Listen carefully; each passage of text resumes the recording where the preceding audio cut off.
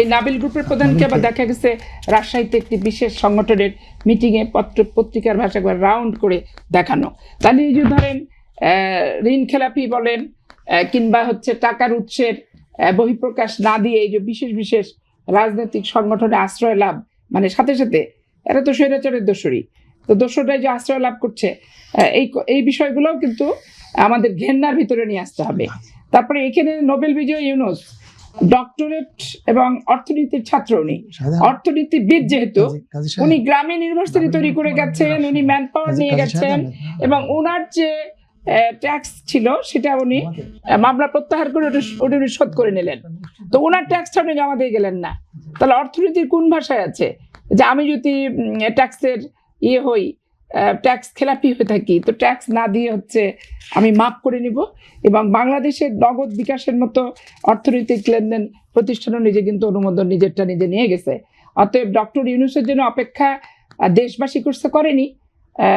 তৎকালীন সময়ে একটা প্রশ্ন একটা পক্ষ আলটিমেটাম যে সে ছাড়া আমরা কাউকে মানব না, তো ওইখানে বিএনপি পাত সারতে যাওয়ার তো দরকার নাই। ওই মহামূল্যবান ধোয়া তুলসী পাতাটা একবারে পদ্মা স্নাত গোসল করে এসে দেখি যে কি পবিত্রতা সুঘ্রাণ দেশবাসী এবং জাতিকে ছড়াচ্ছে। তো দেশবাসী এবং জাতিকে 1.5 বছরে সুঘ্রাণ বাদ দিয়ে, সুগন্ধি বাদ দিয়ে দুর্গন্ধটা দিয়ে গেল, কারণ অর্থনীতির কোনো বিহিত ব্যবস্থাই করলো না। একটা অন্তর্বর্তীকালীন সরকার সার্বিকভাবে সকল অর্থনীতিবিদদের নিয়ে এই পরিস্থিতি ভবিষ্যৎ এটা হতে পারে এইটা মোকাবেলার জন্য উনি কাউকে ডাকলেন না, আমন্ত্রণ করলেন না, কোনো কিছু করলেন না। উনি একটা এজেন্ডা দিয়ে দিলেন, বিদেশ থেকে আনা এজেন্ডা, ঐক্যমত কমিশন।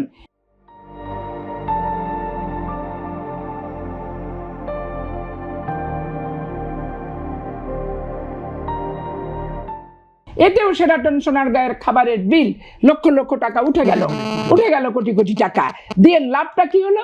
মানুষকে একটা জায়গা থেকে সরানো হলো।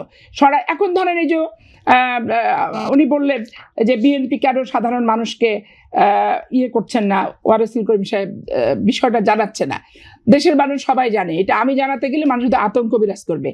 আর সরকার হিসেবে দায়িত্বশীল আচরণ করাটাও একটা ভালো জিনিস। আর মধ্যপ্রাচ্যের যুদ্ধটা যদি কমে যায়, থেমে যায়, বন্ধ হয়ে যায়, তাহলে আলটিমেটলি তো বাংলাদেশের কয়েকটা জ্বালানি টালানি এগুলির সমস্যার তো সমাধান হবেই। তো স্বাভাবিক কারণে মানুষকে অশান্তির ভিতর ফেলে সকলের ঘুম হারাম করে তো লাভ নাই। আমার মাথায় চুল উঠে যায়, আমার নিদ্রাহীন জীবন কাটুক, আমার বিছানা থাকবে, শোয়ার সময় না থাক, খাবার আছে খেতে না পারি, সেটা আমি সরকার প্রধান হিসেবে আমি মেনে নেব। কিন্তু এই খারাপ জিনিসটা জনগণকে উপহার দেওয়াটা আমি তৃণমূলের মানুষ হিসেবে এইটা আমার কাছে প্রত্যাশিত না। আর ড্রাম দিয়ে, পাইপ দিয়ে আপনার ব্রিজের উপরে তেল তুলতেছে বাস, এই ছবিও কিন্তু আসছে, ঠিক আছে না? এবং মজুদদারদের আচরণ আপনি এখান থেকে সরাতেই পারবেন না। এই 150 টাকার মানুষ কিন্তু সহনশীল আচরণ করছে। মানুষ কিন্তু অন্তত এনার্জি ইস্যুতে সরকারের বিরুদ্ধে আমি বিক্ষোভ করতে দেখি না।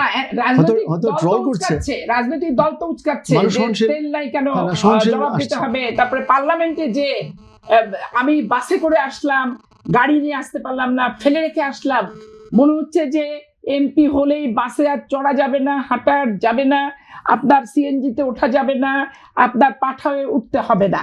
এই যে অ্যাটিটিউড, এইটা বাংলাদেশের মানুষের কাছে প্রত্যাশিত আচরণ না।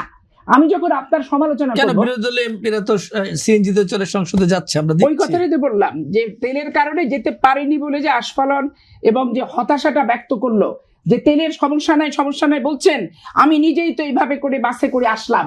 এখন একটা মানুষ যদি বাসে যায়, আমাকেও যেতে হবে। আমি এমপি জন্য কি, আমি সরকার প্রধান কি, বিরোধী দলের প্রধান জন্য, আমার জন্য তো দেশে আলাদা আইন হবে না। এই নতুন বন্দোবস্তই তো জুলাই আগস্টের মূল মর্ম। নতুন আমারটা শেষ করতে আপনি বলবেন, নতুন বন্দোবস্তের নাম করে ওই আপনি পুরাতন বন্দোবস্তের বক্তৃতা দেবেন আর শুধু ওয়াকআউট পার্টি হবেন পার্লামেন্টে। এখানেও কিন্তু দায়িত্বশীলতার পরিচয় এখানে দিতে হবে এবং দেশবাসীকে বোঝানোর দায়িত্ব সরকার, বিরোধী দল সহ বাংলাদেশের জ্ঞানীগুণী প্রত্যেকটা মানুষের। বিরোধী দল কোথায় দায়িত্বশীল আচরণ করছে না, আমি আমার এলাকার মানুষকে বুঝাবো। 300 এমপি তাদের এলাকার মানুষকে নিয়ে মোটিভেশন করবে।